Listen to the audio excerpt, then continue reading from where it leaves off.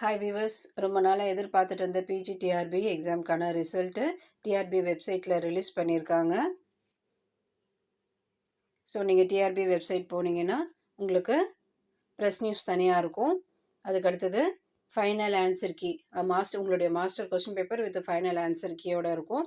அதுக்கு அடுத்தது பார்த்தோம்னா எக்ஸாமினேஷன் ரிசல்ட் பார்ட் ஏக்கு தனியாக, பார்ட் பிக்கு தனியாக கொடுத்துருக்காங்க. பார்ட் ஏல நீங்கள் எவ்வளோ மார்க் எடுத்திருக்கீங்க, பார்ட் ஏல நீங்கள் குவாலிஃபையா இல்லையான்றதை உங்களுடைய டிபார்ட்மெண்ட் என்னவோ அதில் போயிட்டு நீங்கள் பார்த்துக்கலாம், நீங்கள் பாஸா இல்லையான்றதை. அதுக்கு அடுத்தது பார்ட் பிலையும் அதே மாதிரி தான் உங்களுக்கு தனியாக கொடுத்துருக்காங்க.